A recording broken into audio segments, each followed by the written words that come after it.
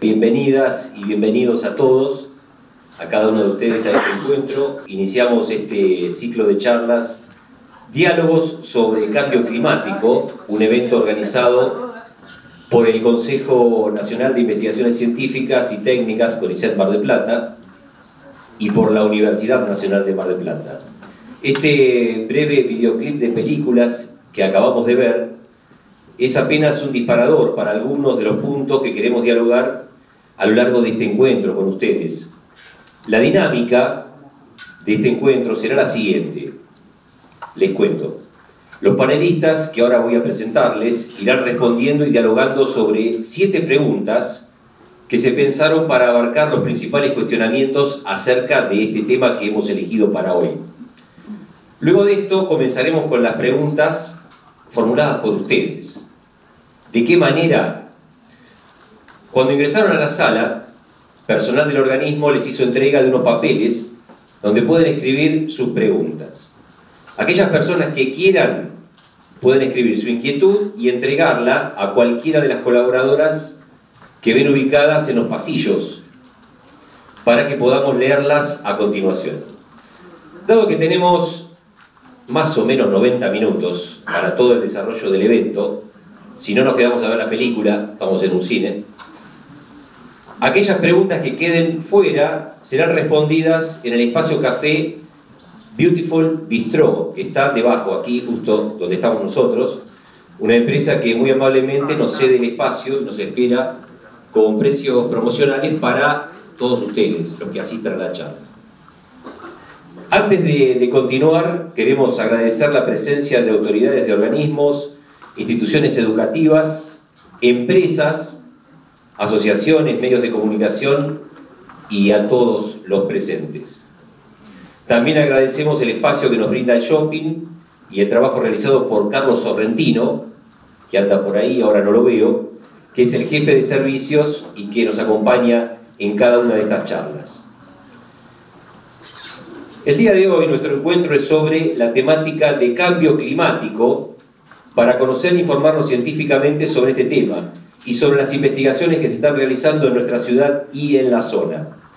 Elegimos esta temática porque consideramos importante hablar de esto y creemos que tiene mucha relevancia en la ciudad, la zona y el país. Por eso consideramos que desde la ciencia es necesario generar acciones como estas para plantear cuestionamientos, informar y dialogar. Para ir entrando en esta temática, les cuento. El clima de la Tierra ha cambiado a lo largo de su historia numerosas veces y esos cambios han ocurrido en periodos de décadas a millones de años por procesos naturales y variaciones en la radiación solar recibida por la Tierra. Además de estas causas, el cambio climático reciente está también relacionado con las emisiones de gases de efecto invernadero, que ocasionan cambios persistentes en la composición de la atmósfera o el uso de las tierras por parte de los humanos desde la revolución industrial. De esta manera, los cambios climáticos recientes han tenido impactos generalizados en los sistemas humanos y naturales. La atmósfera y el océano superficial se están calentando.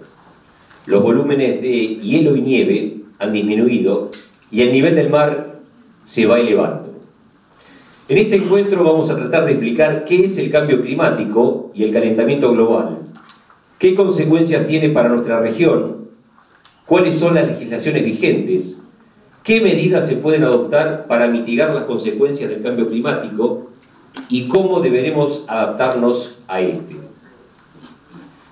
Antes de empezar con las preguntas, les voy a presentar a los panelistas que están esta tarde con nosotros. Gustavo Sebastián Cambareri es ingeniero agrónomo, egresado de la Universidad Nacional de Mar del Plata y doctor en Ciencias Ambientales, investigador del INTA Balcarce, y su principal línea de investigación son los gases de efecto invernadero desde la agricultura. Gustavo, bienvenido y buenas tardes. José Alberto Esaín es abogado. Hola, ¿cómo estás, José? Y máster en Derecho Ambiental, consultor del Ministerio de Ambiente y Desarrollo Sustentable de la Nación, y su línea de investigación es el Derecho Ambiental. Federico Isla, ¿cómo estás? Bienvenido, buenas tardes. Federico es doctor en Ciencias Naturales de la Facultad de Ciencias Naturales y Museo de la Universidad Nacional de La Plata, es investigador superior del CONICET, con lugar de trabajo en el Instituto de Investigaciones Marinas y Costeras y del Instituto de Geología de Costas y del Cuaternario. Su línea de investigación son las variaciones del nivel del mar, efectos geológicos, dinámicos y climáticos. Vivian Lutz, ¿qué tal? Bienvenida, buenas tardes. Vivian es bióloga marina de la Universidad Nacional de Mar del Plata y oceanógrafa biológica, investigadora independiente del CONICET, con lugar de trabajo en el Instituto Nacional de Investigación y Desarrollo Pesquero, INIDEP. Su línea de investigación es el ambiente lumínico y la producción primaria marina. Por último, presento a Reinaldo Agustín Maenza. ¿Cómo estás, Reinaldo? Bienvenido. Reinaldo es licenciado en Ciencias de la Atmósfera de la Universidad de Buenos Aires, la UBA, y doctor en el área Ciencias de la Atmósfera y los Océanos. Es becario postdoctoral del CONICET, donde investiga acerca de la variabilidad climática y la erosión costera. Bueno, presentados nuestros invitados de hoy, panelistas, voy a plantear la primera de las preguntas. Les recuerdo una vez más que ustedes también pueden formular preguntas, plantear inquietudes a través de los papeles que les han entregado en el acceso a esta charla, a este encuentro. La primera de las preguntas, queridos amigos, es ¿qué es el cambio climático y cuáles son sus escalas y cuál la diferencia entre causas naturales y causas antropogénicas? Esa es la primera de las preguntas. Bueno, primeramente a mí me parece muy importante que sepan las diferencias entre lo que es el tiempo meteorológico y lo que es el clima. Muchas veces uno escucha en las radios o por la calle cómo va a estar el clima esta tarde. Bueno, eso es un concepto erróneo. Cuando uno se pregunta cómo va a estar las condiciones atmosféricas a la tarde, a la noche o mañana, o sea, va a llover mañana, no llueve, se refiere al tiempo meteorológico. Cuando uno habla de clima, habla de las condiciones medias que tiene la atmósfera en un cierto periodo de tiempo. ¿Cuánto? Y un promedio en 30 años, por ejemplo. Digamos, la temperatura media del verano. Se toman las temperaturas medias diarias de un verano y se lo promedia con los restantes, por ejemplo, 30 años, digamos, ¿sí? Entonces la temperatura media esa es representativa de un periodo de 30 años. Lo mismo las precipitaciones, ¿sí? Entonces, clima, cuando hablamos de clima estamos hablando de condiciones medias, mientras que tiempo meteorológico es las condiciones atmosféricas en un determinado momento del día, ¿sí? ¿Por qué le hago esta aclaración? Y porque así cuando hablamos de cambio climático estamos hablando de que las condiciones medias de la precipitación o de la temperatura en un promedio de 30 años ha cambiado, ¿sí? ¿Se entiende? ¿Queda claro ahí? Bueno, perfecto. Cuando estamos hablando de cambio climático, bueno, tenemos procesos naturales que pueden generar una variabilidad dentro de lo que es el clima. Por ejemplo, no tiene por qué todos los veranos en Mar del Plata ser cálidos, o no tienen por qué ser todos húmedos. Tenemos variabilidad, de lo que se llama variabilidad climática. También lo denominamos como variabilidad interanual, es el año a año, ¿sí? Por ejemplo, este verano que pasó, no nos podemos quejar, tuvimos varios días con temperaturas máximas por encima de 30 grados centígrados. No es normal en Mar del Plata eso, ¿sí? Mientras que si vamos al verano anterior, nos quejábamos todos porque tuvimos muchos días con mucha nubosidad y la temperatura máxima como mucho llegaba a 27 grados centígrados, ¿sí?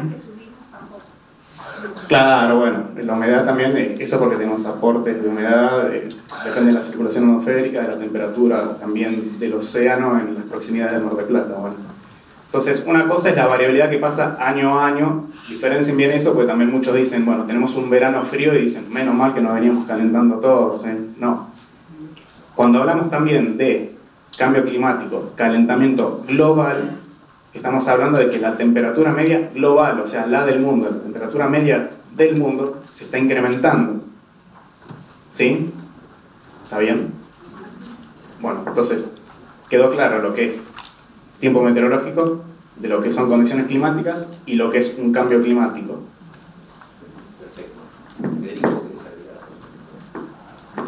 Voy a hablar del punto de vista geológico. El clima en el pasado geológico cambió porque la Tierra siempre giró alrededor del Sol. Imagínense en un planeta donde no tenía ni atmósfera ni hidrósfera.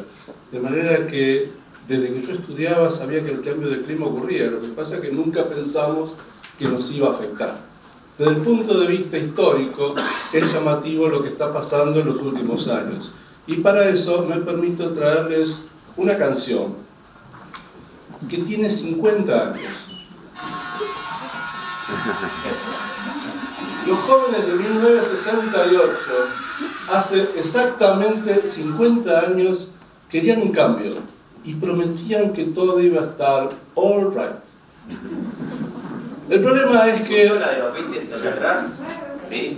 Bien. ¿Se lo pongo de nuevo? Pon el micrófono al lado, a ver. No se escucha. 1968. Los jóvenes de aquellos días prometían que iba a cambiar y que todo iba a estar all right.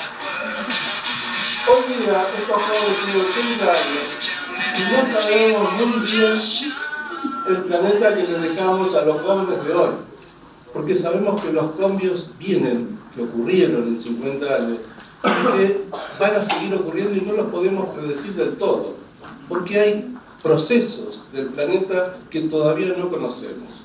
Me refiero a los cambios en el viento, los cambios en el océano profundo. Y por lo tanto eso es lo que hace hoy día el ejercicio del IPCC, que está proponiéndose cambios en los lugares inhóspitos. No se sabe muy bien cómo se comportan las plataformas de hielo, esas plataformas que flotan en el océano, porque no se sabe muy bien cuál es la dinámica. A esto quería apuntar, a que hay muchas cosas del cambio climático que todavía no sabemos, pero sabemos que todo no va a estar all right como prometido. Sí. La pregunta eran las escalas y sí, y iba a decir el origen que tiene efecto jurídico, porque como abogado la preocupación del derecho aparece cuando la causa del fenómeno del cambio climático deja de ser natural y pasa a ser humana.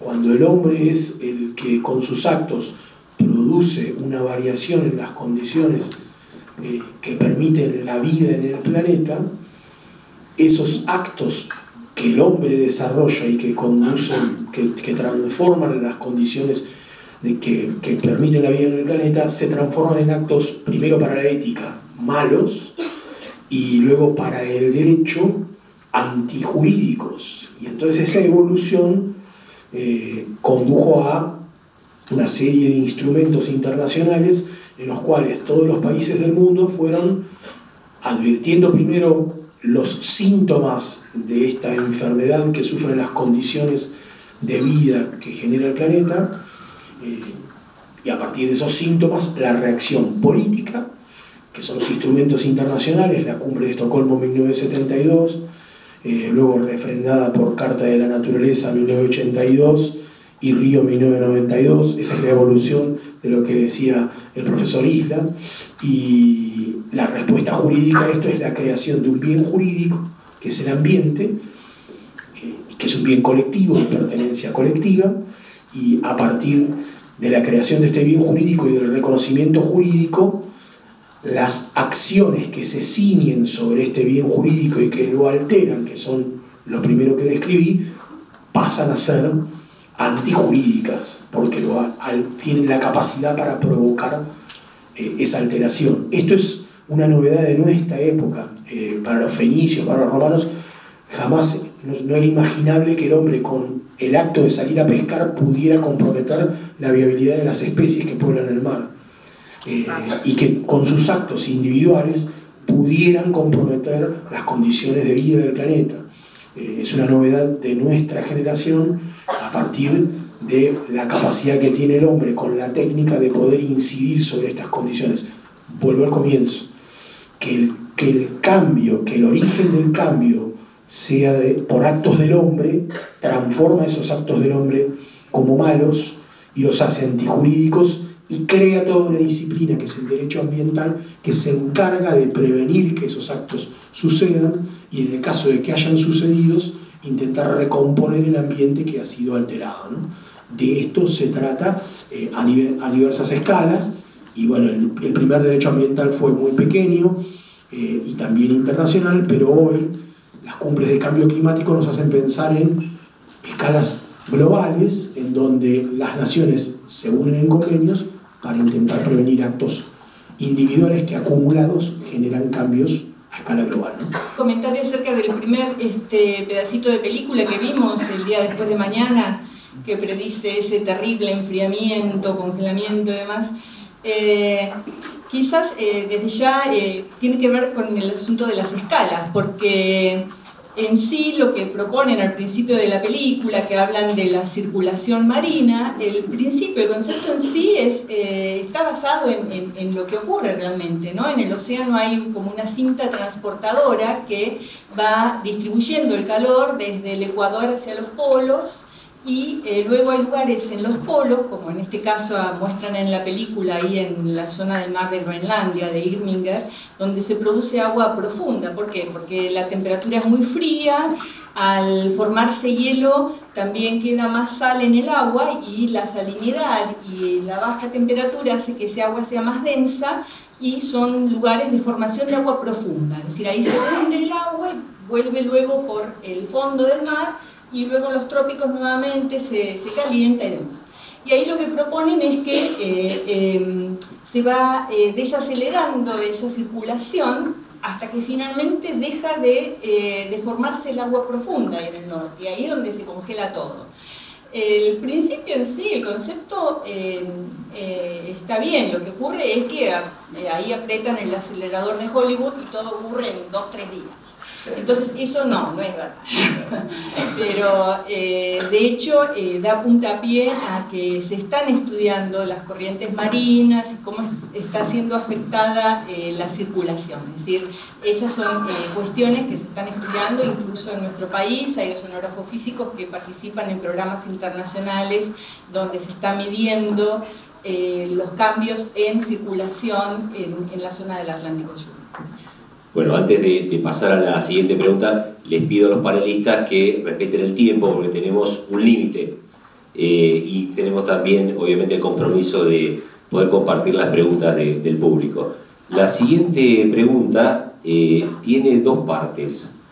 Plantea inicialmente si existen diferentes posturas sobre el cambio climático y qué consecuencias conlleva esto.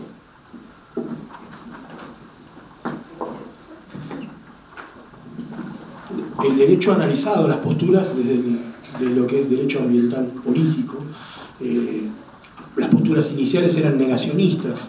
Se negaba el cambio climático primero, y a posteriori se negó el origen antropocéntrico, es decir, que no fuera un acto del hombre el que lo provocara. Y luego apareció también una postura, estoy hablando de las que no lo reconocen, una postura fatalista también, una postura de que esto es inexorablemente así y bueno, que hay que aceptarlo. Estoy hablando de quienes no ingresan en el sistema actual de consenso social que legisla a partir del reconocimiento del origen del cambio climático por actos del hombre, y a partir de esto construye toda una serie de consecuencias jurídicas. Así que las posturas no son cuestiones baladíes, sino que son cuestiones que tienen enorme trascendencia. A partir de cada postura va a haber una consecuencia jurídica o no respecto a los actos que provocan el cambio climático. Apoyando un poco lo que decía José, hay tantas posturas como intereses. Miren, está el ejemplo de lo que Trump ha declarado. Bueno, Trump ha declarado tantas cosas, pero bueno, una de esas cosas es decirle al mundo que en realidad el cambio climático es una conspiración urdida por China, algo totalmente descabellado y hasta risible. Y muchos de esos defensores del escepticismo, bueno, tienen varios puntos en cómo atacar, pero todos esos puntos son rebatibles. Algunos dicen que en realidad el cambio climático terminó en 1998, falso.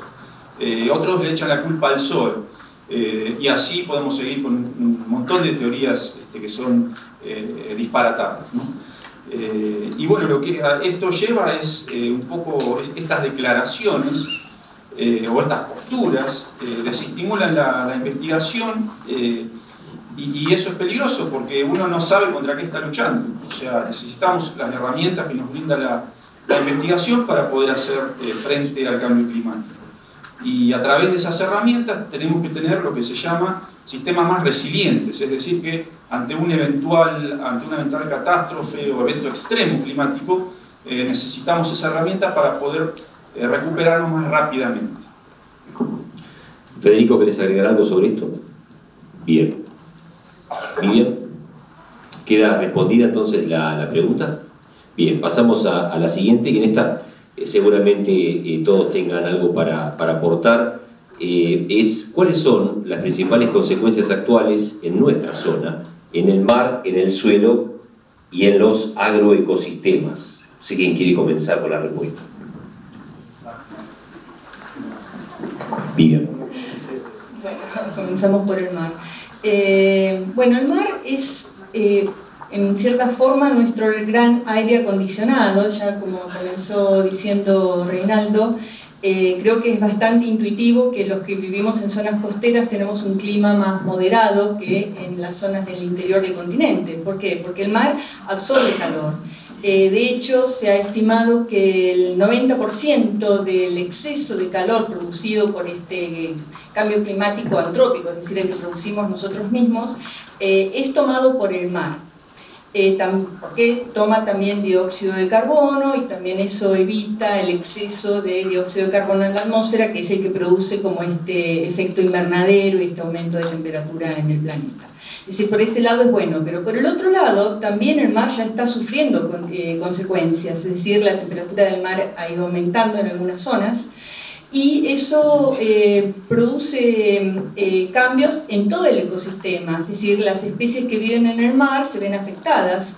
De hecho, en algunos lugares del Atlántico Norte ya se ha registrado cambios en la distribución de especies, bueno, ya del plancton, que son los más pequeñitos, el fitoplancton vegetal o el zooplancton animal, pero también de peces. Entonces, por ejemplo, ya hay una disputa entre Islandia y las Islas Faroe de Dinamarca, porque la caballa, que antes se pescaba más cerca de las Islas Faroe, ahora se ha dirigido por cambios en la temperatura del mar más hacia el noroeste, cerca de Islandia. Este es uno de los ejemplos. En nuestra zona se están estudiando cambios desde la parte física del mar, y recién, digamos que recién ahora estamos empezando a enfocarnos en qué es lo que puede pasar con las especies de interés comercial, por ejemplo. En el INIDEP se está trabajando ahora, pero desde hace relativamente poco, en crear un grupo de trabajo, en analizar la información que se tiene con respecto a las variables ambientales. En nuestro grupo sí estudiamos la parte física y la parte de plancton, y ya hay algunos indicios de cambio. Federico. Vivimos en un planeta asimétrico. El hemisferio norte dominan relativamente los continentes, en cambio en el hemisferio sur dominan los océanos. Eso significa que tenemos un clima más benigno en el hemisferio sur, que no hay esas variaciones tan grandes de verano-invierno, pero eso también repercute en cómo responde los océanos, sobre todo estoy hablando del nivel del mar. Normalmente los mareógrafos siempre estuvieron distribuidos en las zonas más pobladas. En el hemisferio sur había muy pocos datos. Hoy día la metodología de los gravímetros y de los radares nos permiten ver cuál es el comportamiento del océano y analizar algo que sucede aquí cada tanto. En todo el continente sudamericano el gran impacto son los niños fuertes. Los niños fuertes impactan en Ecuador, Chile y Perú. Pero toda esa agua que se transporta por el Pacífico llega a las planicies de los ríos que drenan por Bolivia, Paraguay, Brasil, Uruguay y Argentina, y son esas grandes inundaciones a las cuales tenemos que acostumbrarnos. El cambio climático está ocurriendo de un lado y del otro de los Andes, pero acá vamos a tener cada vez más agua. Los niños del 82-83 97-98 y el 2015-2016 fueron muy críticos, y eso es lo que necesitamos saber, es si van a seguir ocurriendo estos eventos episódicos que únicamente ocurren en Sudamérica. Lamentablemente el último niño se predijo con cierta antelación, pero 2015 era un año electoral, de manera que nadie hizo nada para tratar de paliar las consecuencias que se sabía que iban a ocurrir. Por otro lado, en todo el mundo hay una preocupación muy grande por los países inviables con relación al nivel del mar. En algunos lugares el nivel del mar está subiendo y hay países como Kiribati, Tuvalu, Palau, que son islas que votan en las Naciones Unidas y son islas que pronto se están hundiendo, un poco por subsidencia, pero también porque sube el nivel del mar, y eso hace que algunos votos, de lo que decía Martín, que algunos votos en Naciones Unidas se van a escuchar con relación a los efectos políticos de países que son inviables si sigue aumentando el nivel del mar y si se siguen hundiendo estos países. Bueno, yo voy a aportar un poco cómo se ve el cambio climático desde el punto de vista de la agricultura. Bueno, yo trabajo en el Observatorio de Agrometeorología del INTA y tenemos estadísticas de 47 años de datos. Toda una vida. Ya la observadora se está casi por jubilar y hay cuestiones en las que el cambio climático se refleja. O sea, es un punto en particular, es Balcarce, los datos que nosotros tenemos, pero si uno compara en promedio la temperatura media anual del periodo 1971-1986 con los últimos 15 años, bueno, hay una diferencia de 1.25 grados. Quizá hacer promedio de 15 años no es suficiente para hacer una caracterización climática, como decía él, pero te marca una determinada tendencia. Y bueno, ¿cómo afecta este cambio en lo que respecta a los cultivos? Lo afecta alargando o achicando las estaciones de crecimiento, teniendo consecuencias sobre las prácticas de manejo. No sé si vieron una parte de la película que se hablaba del maíz, que el maíz estaba muriendo, algo así. Bueno, algo que, o sea, lejos de ser parecido, pero bueno, está pasando es que las siembras de maíz se están atrasando en el tiempo, porque bueno, los productores no encuentran el momento óptimo para sembrar. Entonces eso trae implicado un atraso de la cosecha, hay que cosechar con otras condiciones, etcétera, etcétera. Y bueno, si se quiere un ejemplo de lo que pasó la campaña pasada por el cultivo de soja, es que mucha de esta soja se cosechó con alta humedad y eso trajo aparejado disminución de calidad en la cosecha, en la semilla, y muchas enfermedades. Y esto, bueno, obviamente tiene consecuencias económicas. Bueno, yo quería acotar algo, lo que localmente nos afecta en cuanto a las precipitaciones, es que en las últimas décadas se ven observando que los eventos de precipitación muy intensa están siendo más frecuentes que antes de mitad de ciclo, ¿sí? Entonces, es decir que el acumulado total de precipitación por ahí no varía más, o sea, no varía tanto, pero sí la forma en la cual se están dando las precipitaciones en nuestra zona. Por ahí antes vos tenías 3 días donde se repartía la lluvia, ahora llueve una menor cantidad de días, pero de manera más intensa. Con lo cual, bueno, por ahí va a ser más propicio que tengamos inundaciones en los campos, en la ciudad. Federico, ¿querés agregar algo? Sí, no, que nosotros vivimos pendientes de si tenemos mucha agua o poca agua. Tuvimos ahora una cosecha mala porque llovió poco, pero no hay que ver las partes totalmente malas del cambio climático. Los años El Niño a Argentina lo benefician. ¿Por qué? Porque si bien se inundan las zonas bajas, todo lo que es la pampa arenosa reverdece y por lo tanto los mejores rindes se dan cuando todos los países que nos rodean están inundados. Sin embargo, algunos lugares de Argentina las cosechas nunca fueron mejores como en años El Niño. Esto no lo digo yo, lo dice el INTA. Bueno, pasamos a la siguiente pregunta. ¿Cuáles son los impactos económicos y sociales a nivel mundial y en nuestra región? No sé si querés comenzar, Gustavo, con la respuesta, ¿te parece? Bueno, otra vez tengo que enfocar eso desde el punto de vista de la agricultura y de los alimentos, ¿no? voy a empezar diciendo que, bueno, actualmente en el mundo somos 7.000 millones de personas, pero para el año 2050 vamos a ser 9.000 millones de personas. Entonces, a esas personas hay que alimentarlas, y tiene que ser alimentación de calidad. ¿Por qué? Porque los países emergentes, como China, están ingresando más población a la clase media, y esa población va a exigir no solamente comida abundante, sino también comida de calidad y mejor proteína.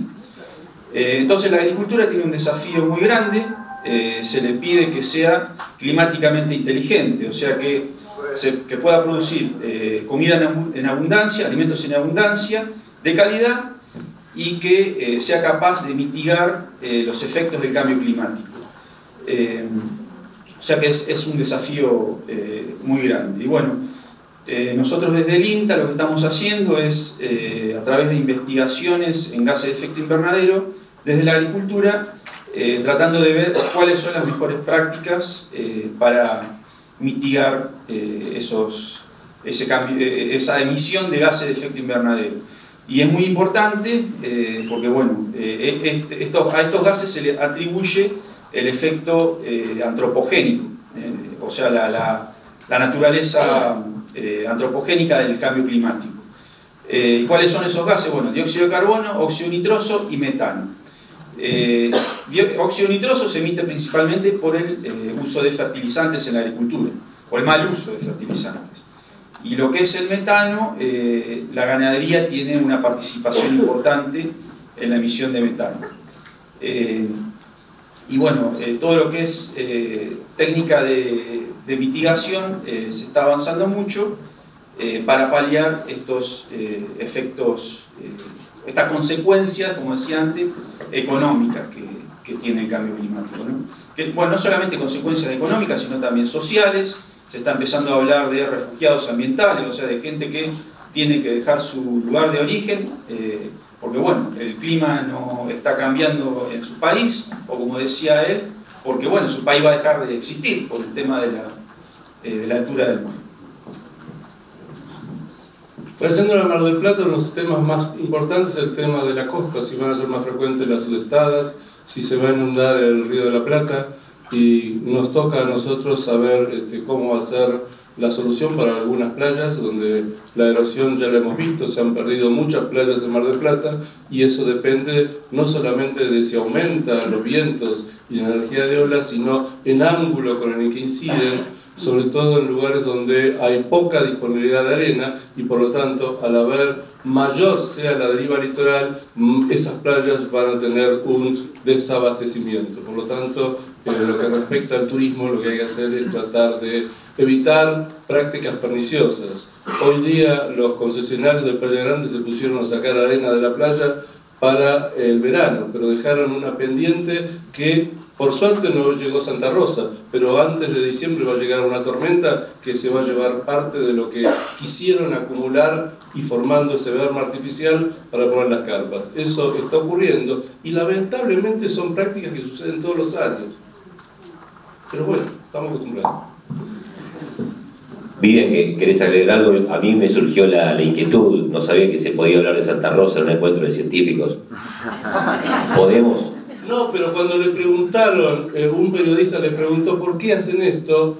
Una persona que no se identificó y que no es los que deberían dar permiso, dijo que por las dudas que viniera Santa Rosa. Claro. Bien. Ahora vamos a tener la posibilidad de hacer las preguntas. Ahí me acotan que Santa Rosa pasó desde el plano político y no meteorológico. Lo escuché, ¿Querés agregar a esta pregunta? Sí, quería decir las consecuencias jurídicas que tienen estas cuestiones que estaban mencionando, claro, y que son muy importantes. Es que sería necesario establecer un sistema de planificación respecto a la costa. En ese sentido, la Argentina tiene una deuda, y acá lo vi antes de entrar a Carlos Lasta, que ha estado trabajando históricamente en ese tema. Ahora está en el OPDS, el Organismo Provincial para el Desarrollo Sustentable. Necesita tener una ley de costas, una ley nacional de costas, de presupuestos mínimos sería, y luego leyes provinciales respecto al fenómeno que sucede en la costa y a partir de estas dos normativas que los municipios de manera coordinada tuvieron una política de protección del sector costero, ¿no? Eso. ¿Te animás a responder, José, en 2 minutos, cuáles son las legislaciones vigentes a nivel internacional y nacional? 2 minutos, ¿eh? Por eso, entonces, las menciono. A nivel internacional, el convenio de cambio climático fue celebrado junto con la cumbre de Río 92 y a él le siguieron una serie de protocolos. El último ha sido el de París, el que más conocido es aquel de Kioto para reducir las emisiones que producen los países que más desarrollo industrial tienen y que son los que generan los gases de efecto invernadero. Pero no puedo dejar de mencionar, esta es una muy buena oportunidad para que tanta gente pueda saber que eso deriva en normativas internas que tienen los países que ya han reconocido en todo el mundo el derecho a vivir en un ambiente sano y equilibrado. En nuestro país eso está en el artículo 41 de nuestra Constitución Nacional, y además la Argentina tiene una ley general del ambiente, que es la ley 25.675, que protege al ambiente de manera general, es una ley marco, y además tiene otras leyes internas relacionadas a sectores específicos, pero de ese modo es como el país responde frente a la problemática vinculada con el ambiente. Además, nuestro país tiene un sistema de legislación nacional de presupuestos mínimos, donde la nación dispone de la protección mínima, uniforme para todas las provincias, pero cada provincia puede tener una legislación propia. En ese sentido, la provincia de Buenos Aires tiene una ley que es la ley 11.623, y esa legislación es una réplica de la ley marco general argentina, pero para todo el territorio de la provincia de Buenos Aires, y luego permitiendo que haya ordenanzas municipales que también protejan al ambiente, pero para cada uno de los partidos que tiene la provincia de Buenos Aires. Sorprendente, menos de 2 minutos. Antes de pasar a las preguntas de ustedes, sé que hay varias formuladas, tienen un tiempito más para hacerlas y para entregárselas a las coordinadoras que están en los pasillos. Voy a hacer una pregunta final que tiene varios puntos. Escúchenla, me preguntan si se olvidan de alguna de las partes, y me gustaría que tengan participación los 5 panelistas en esta respuesta. La pregunta está dividida en 3, como dije, y comienza de la siguiente manera. Primero, si el cambio climático se puede frenar. ¿Qué se está haciendo desde la ciencia? Si es que se está haciendo algo para frenarlo. ¿Y qué podemos hacer de manera individual? Todos nosotros, con nuestras acciones cotidianas y como comunidad, para frenarlo, si es que tenemos voluntad de hacerlo, en general, digo. Bueno, respecto a la primera pregunta, si se puede frenar, bueno, en el corto plazo no, por más que hoy en día, digamos, bueno, no se emiten más gases de efecto invernadero, el sistema ya tiene una inercia, es decir, que por más que se llegan las emisiones a cero, se espera que al menos unos 30 años más la temperatura continúe elevándose hasta que alcance el nuevo estado de equilibrio del sistema, y luego así puede fluir hacia un posterior enfriamiento, unas condiciones más normales, pero hoy por hoy frenarlo así de golpe es imposible. Mínimo va a llevar 100 años. Sí, al menos.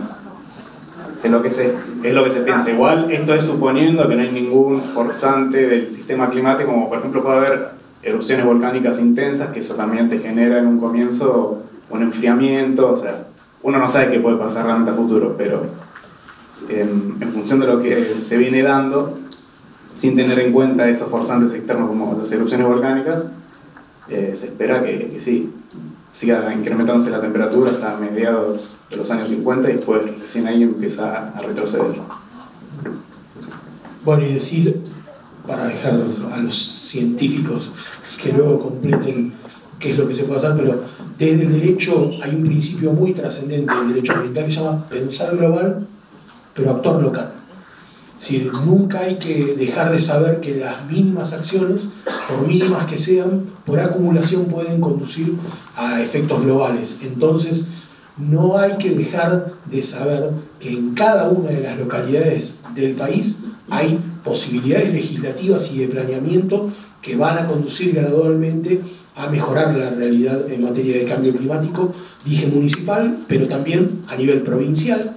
Por eso hablaba de una ley de costas, utilizar los mecanismos que el derecho ambiental tiene, que son evaluación de impacto ambiental, evaluación ambiental estratégica, mecanismos de participación ciudadana, de acceso a la información, mecanismos de planificación, de ordenamiento del territorio a escala provincial y a escala nacional.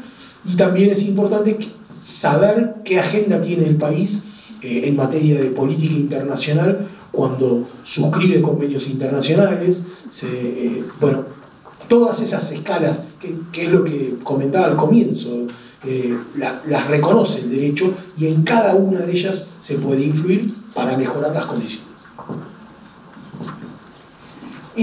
Bueno, creo que también un poco siguiendo lo que acaban de mencionar, los dos grandes fluidos que marcan el clima son, bueno, la atmósfera y el océano, más que nada. Y en ese sentido son muy democráticos, no hay fronteras allí. Y todo lo que está ocurriendo en un lugar, finalmente, a veces más rápido o más lento, se traslada. Entonces todas las acciones que se dan en los distintos países finalmente están influyendo en el clima. Y hay algunos efectos que son muy visibles, como mencionaron acá los de la agricultura. Yo les decía cambios en distribución de especies que terminan influyendo en la pesca.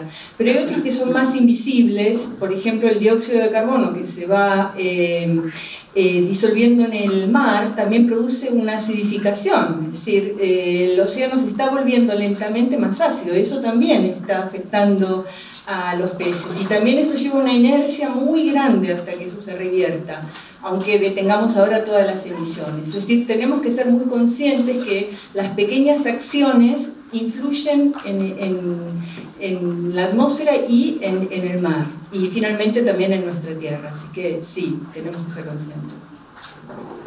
1815 fue el año sin verano, hubo una erupción en las Filipinas y ese año bajó la temperatura del verano en Inglaterra a 1 grado.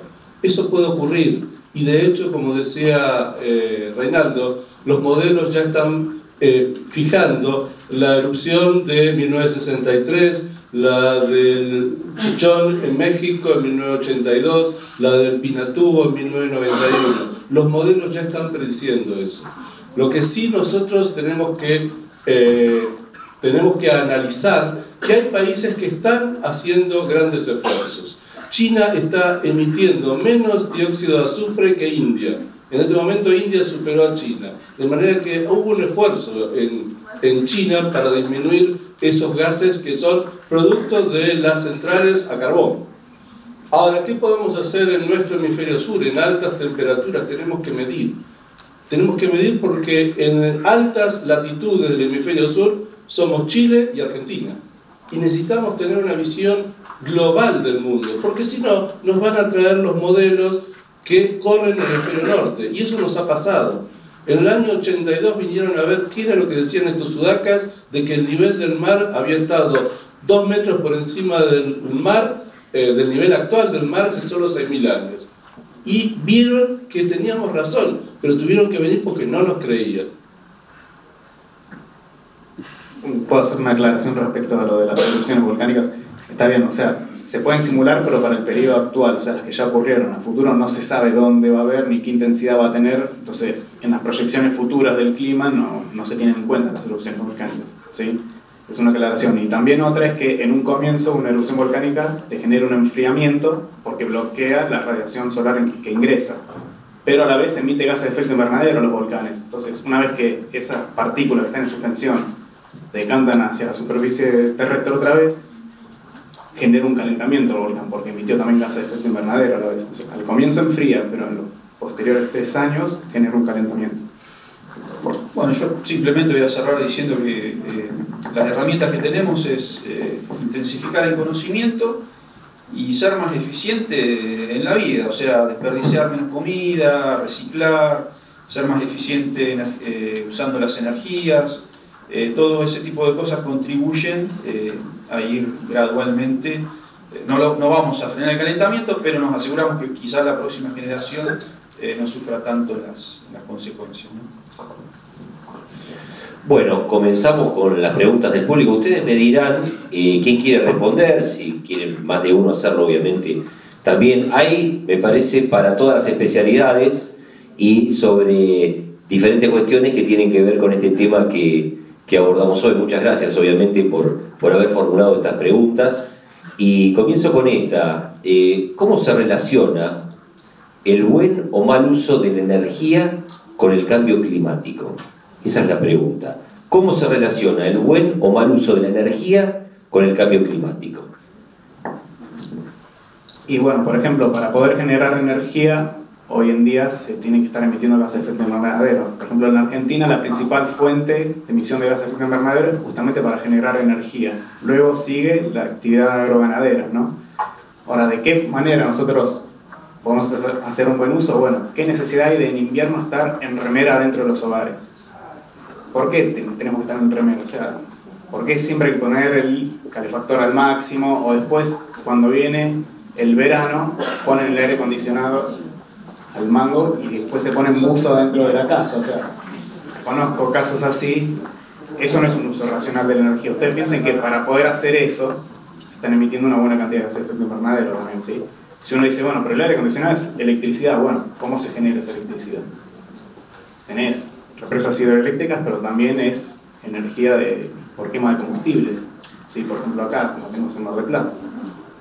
Así que bueno, la mejor manera es hacer un uso racional de la energía desde el hogar de cada uno, ¿sí? Empezar a pensar de manera más consciente, ser más consciente de lo que se está haciendo, ¿sí? Es importante saber que la última legislación en materia de cambio de fuentes de energía ya está previendo la posibilidad incluso de inyectar energía en las redes, que es una buena fórmula de incentivo para ir a fuentes de energía limpia. Y la ley nacional fue adherida por varias provincias y ya ha habido 6 provincias argentinas que tienen legislación propia en este año. 2017 se sancionaron 6, recuerdo Jujuy, Salta, varias provincias que ya han tenido legislación en la cual ya no solo prevén modificaciones en las fuentes de energía, sino que la posibilidad de que los hogares que pueden tener esto puedan el excedente reinyectarlo en la red, ¿no? Otra pregunta. ¿Hay distintos tipos de nubes? ¿Puede haber un tsunami en Mar del Plata? Para el meteorólogo. ¿Por qué se ríe? Yo me pregunto lo mismo, Bueno, sí, si hay distintos tipos de nubes, sí, por supuesto. Tenés clasificaciones según en qué altura está la base de la nube y también qué espesor tiene la nube. Por ejemplo, una nube de tormenta, el famoso cumulonimbo, es una nube que tiene la base a unos 2.000 metros de altura y el tope de la nube está a unos 12 kilómetros de altura. Es decir, es una nube que tiene 10 kilómetros de espesor, por ejemplo. Pero a la vez tenés los cúmulos de buen tiempo, que son nubes más bien de poco espesor y que están a una altura de 4.000 metros de altura, etc. Después también tenés nubosidad estratiforme, o sea, hay distintos tipos. Eso es obvio, uno lo ve en el día a día, ¿sí? En cuanto a la del tsunami, yo iría con un geólogo. Yo les voy a hacer una referencia. 18 de julio de 1960 el terremoto de Chile, 1964 el terremoto de Anchorage, todo eso es cinturón de fuego del Pacífico. 19 de noviembre de 1929, terremoto de Grand Banks en el Atlántico Norte, no me acuerdo la fecha de Lisboa. Y el 26 de noviembre del 2004, la sorpresa del Océano Índico. Quedaría solo el Atlántico Sur. Pero les tengo una referencia. El 23 de mayo de 1954 hubo una ola que llegó hasta el murallón de las playas del centro. 23 de enero de 1954. Dijeron que fue un cambio de presión. Pero sabemos que en el Atlántico Sur, bien lejos, las Georgias, las Sandwich, son sísmicas. De manera que no es necesario que haya un terremoto, cualquier deslizamiento puede originar una ola de tsunami que puede llegar justamente a donde la plataforma continental sea más angosta. Mar del Plata. El 24 de enero de 1954, después de esa gran ola, un tiburón blanco atacó a un bañista en Miramar. Las dos noticias que había escuchado habían ocurrido con 24 horas de diferencia. La gran ola y al otro día el ataque del tiburón blanco.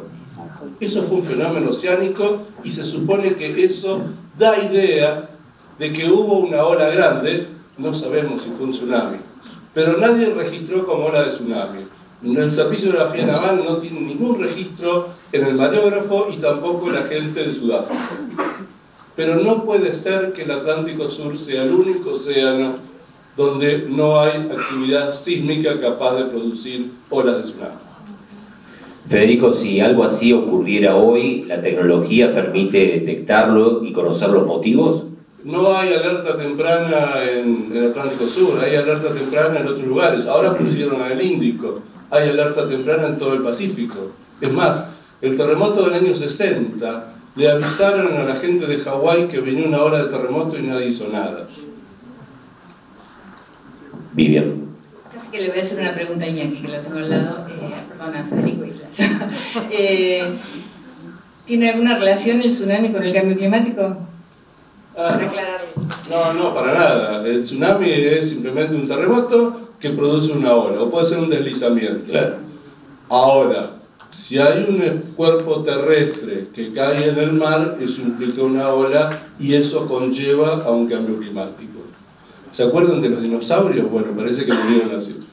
Bien, he reunido dos de las preguntas, son muchas, para el amigo Cambarelli, me parece que están dirigidas a vos, al menos a tu especialidad, si después ustedes quieren agregar algo.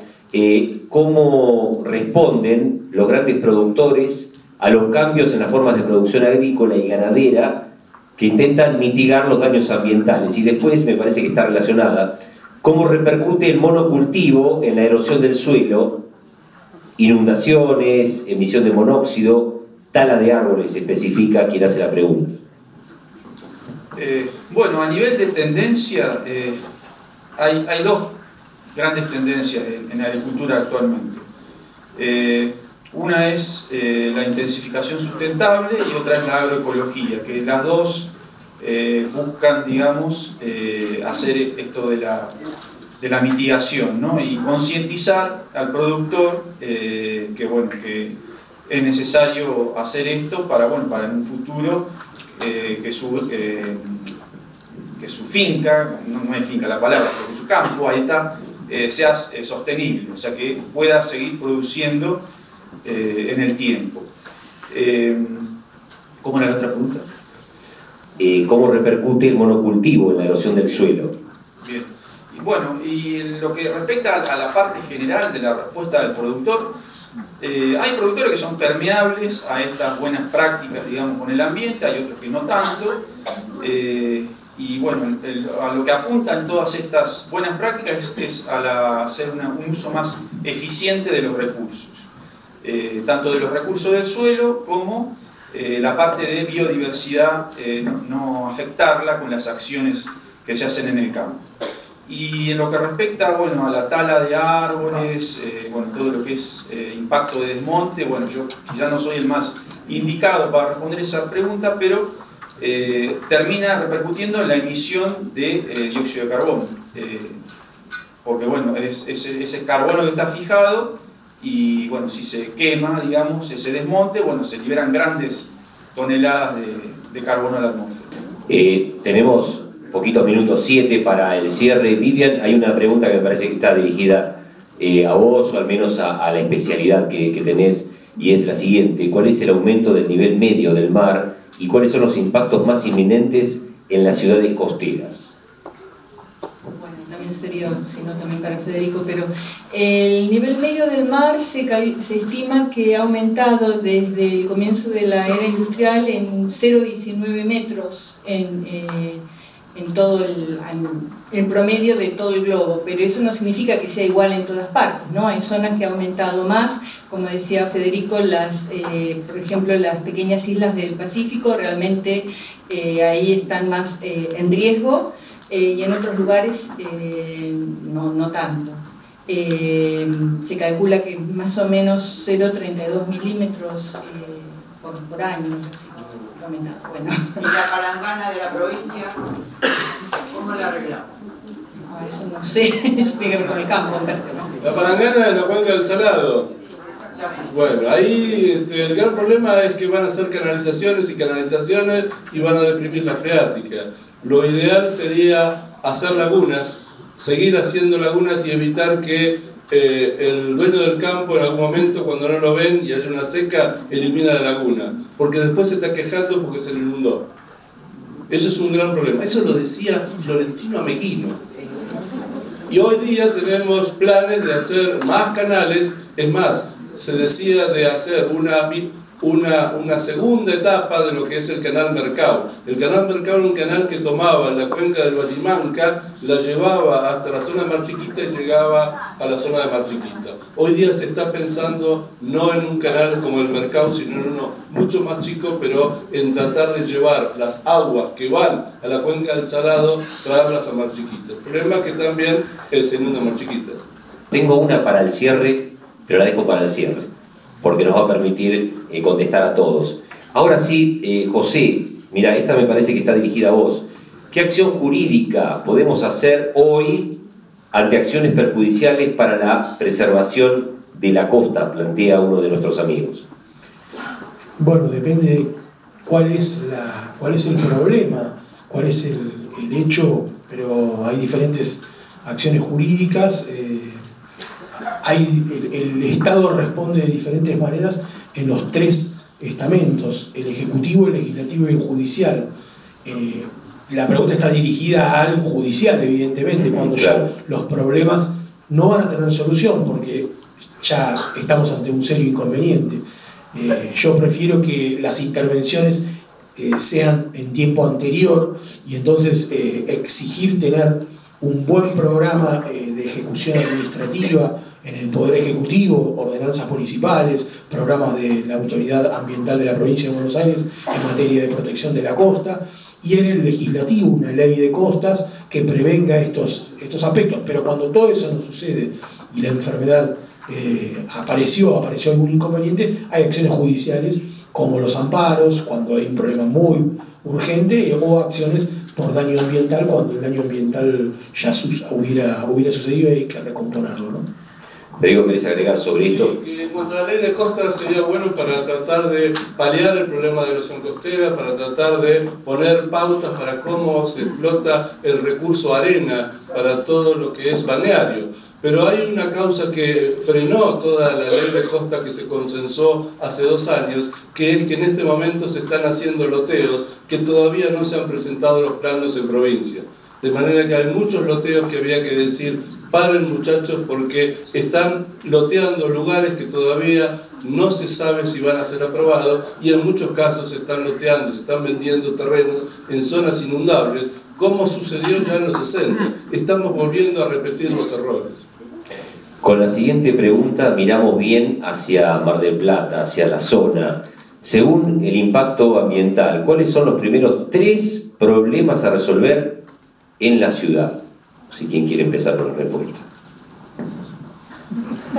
Dijimos 3, a ver, puede ser más, puede ser menos. La erosión costera es un problema para pensar a futuro, es decir, y otro es que ya esto lo hemos dicho durante mucho tiempo, no vale la pena juntar arena en playas donde pronto vamos a tener que prohibir el baño. Afortunadamente se han solucionado la calidad balnearia en algunos lugares donde había pluviales con cloacales. Y afortunadamente ya está hecho el emisario y está operando bien, lo hemos visto a través de imágenes de radar. Una de las cosas que habría que hacer es tratar de sanear un poco las cuencas. Ustedes piensan que la cuenca esta, la que va al arroyo, este es el arroyo, la cuenca de la diagonal Porredón, que va a la diagonal Alberdi, era un canal, y hoy día tiene el mismo diámetro la salida que tenía hace 30 años, de manera que se amplió la cuenca, se impermeabilizó la cuenca, y por eso es que cada vez que llueve, ustedes pueden ir a Santa Fe y La Costa y pueden ver que el agua sale por ahí, porque el canal ya no da abasto, de manera que hay un problema de velocidad para drenar los caudales, sobre todo con esta previsión de que van a ser más frecuentes las lluvias extremas. Esto ha sido un problema que se trata en todos los lugares donde hay grandes ciudades, pero también han hecho hincapié el IPCC en las ciudades medias y pequeñas, porque las ciudades grandes tienen el poder adquisitivo para cambiar y adaptarse los pluviales a mayores lluvias y a mayores caudales. El problema son las ciudades medias o pequeñas.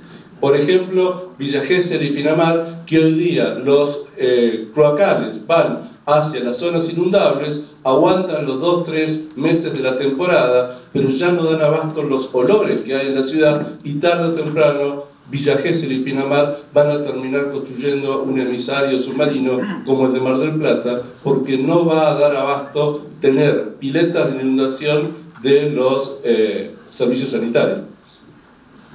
Vivian.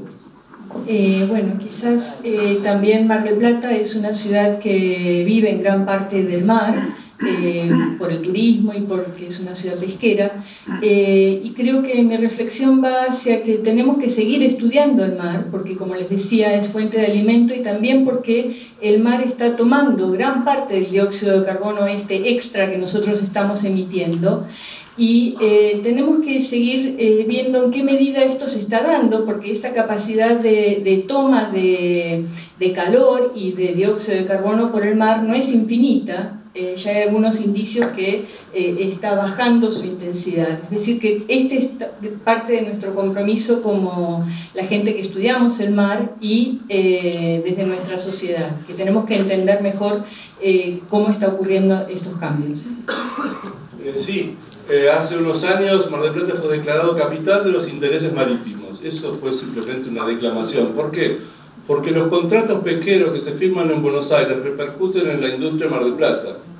Y hoy día la crisis más grande que tuvo esta ciudad se debió a contratos pesqueros donde la flota local fue la más perjudicada. ¿Se acuerdan que a De la Rúa se perdió la merluza? Bueno, esos fueron los contratos pesqueros firmados en Buenos Aires. Es un país federal, pero el tema pesquero es algo que no lo tienen en cuenta al momento de ver cuáles van a ser las consecuencias de los contratos firmados en Buenos Aires. Bien. La pregunta final la dejo un poquito más, voy a generar suspenso, porque es complicada, es difícil. Yo no sé si alguno de ustedes se va a animar a responderla. Antes, no, les voy a pedir a cada uno que, si es posible, en un minuto, haga un cierre, cada uno de ustedes. Después van a tener un ratito más para conversar con la gente que se quede. Me guardo la pregunta final, no pide, por favor, Renato. Y les dejo la posibilidad de hacer un cierre, un minuto y medio a cada uno de ustedes sobre este tema. Bueno, es bueno que haya tanta gente participando de este encuentro, porque bueno, eso quiere decir que hay muchos interesados en concientizarse acerca de lo que es el cambio climático, y bueno, necesitamos más campañas de este tipo para que la gente tome conciencia que desde su pequeño lugar puede contribuir a mitigar, entre comillas, estos efectos, ¿no? Si bien, bueno, con todo lo que habíamos hablado anteriormente no nos vamos a detener, pero bueno, estamos poniendo nuestro granito de arena. Le hablo a la gente joven, le dejamos un montón de problemas. No me digan que se la van a estar tocando la batería, como me dijo una vez un nene. Yo me voy a dedicar a tocar la batería, pero es bueno que sepan, que estén informados y que además no se compren los modelos que vienen de esa globalización que viene ya fijada y que nos imponen algunas cosas que muchas veces hay que dudar de algunos temas, y sobre todo vean las dos películas del cambio climático. La película oficial, La verdad desnuda, y la otra película, la de El gran fraude. Son dos películas donde hay visiones contrapuestas de un mismo problema. Ustedes vean las dos y saquen sus conclusiones. Bueno, creo que queda claro que estamos impactando el clima por sobre la variabilidad natural que existe desde ya, y que somos todos un poco responsables y debemos tomar conciencia de eso. Por ejemplo, pequeñas acciones, como él comentaba, en el uso eficiente de la energía, ser cuidadosos con la calefacción y el aire acondicionado, por ejemplo, ¿por qué comprar una mermelada de naranja que viene de Alemania cuando acá producimos cantidad de naranja? El transporte de ese frasquito consume una gran cantidad de combustible totalmente innecesario. Son pequeños ejemplos, pero sumados por la gran cantidad de miles de millones de personas que somos, producen un cambio. Bueno, este tipo de encuentros me parecen fabulosos y mi reflexión es, acompañando lo que dijeron antes, que es una oportunidad, primero por la cantidad de gente interesada en el tema, lo que evidencia una mística en la población respecto a la cuestión ambiental. Pero no quiero que esa mística se transforme en decepción por algo que también dijeron antes, que es la cantidad de falsas informaciones que hay respecto a los temas ambientales. Especies exóticas invasoras que mucha gente quiere proteger y en realidad muchas veces son las cosas más dañinas que pueden sucederle a la biodiversidad, y conceptos animalistas andan dando vuelta en las redes sociales y son sumamente perniciosos para el ambiente, quizás mucho más de los que muchas veces creemos que son los malos de la película. Entonces no hay ni buenos ni malos. En la película lo que hay que hacer es ser crítico en la información que anda dando vueltas, informarse con varias fuentes, saber que la mayor parte de la información es falsa y escuchar a todos, inclusive a los que pareciera por el lugar de donde venimos que sabemos un poco más, pero en realidad, bueno, valerse de todas las informaciones, y me parece que en este tema, como en casi todos los temas ambientales, hay que tener una actitud responsable también cuando se opina. Así que nada más, las dos cuestiones para mí son una alegría, que esté el CONICET hablando de estos temas y la Universidad Nacional de Mar del Plata, la Facultad de Derecho a quien represento, y que haya tanta gente interesada en el tema. Reinaldo. Bueno, yo de mi parte, soy un especialista en general en la parte de la atmósfera.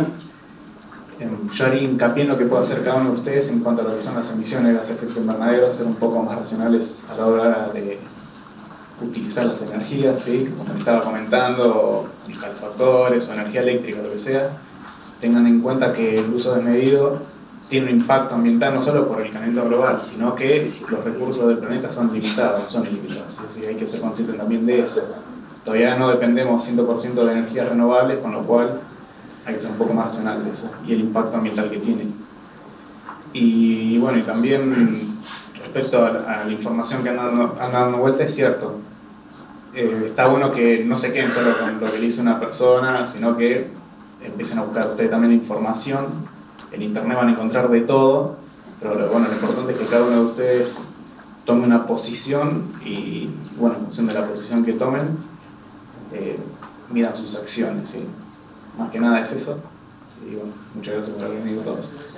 Bueno, la última pregunta, si alguien la responde, yo creo que va a dejar el terreno de la ciencia y va a pasar a otro nivel. ¿Existe el fin del mundo y saben cuándo será? Tengo acá la pregunta. No me diga que lo sabe usted. Yo les traigo el mensaje de los dinosaurios. Los dinosaurios no estaban preparados para la gran nube, el invierno nuclear. Nosotros menos. Si nos llega a pegar otro impacto como el que ya pegó 2 o 3 veces, de todos modos hay una esperanza. Sí, lo descubrió la NASA el año pasado, se llama Kepler 524b, pero queda como a 14.000 años luz de la Tierra. Se achican las esperanzas. Bueno, pido un fuerte aplauso para los Muchísimas gracias, Gustavo, José, Federico, Lilian y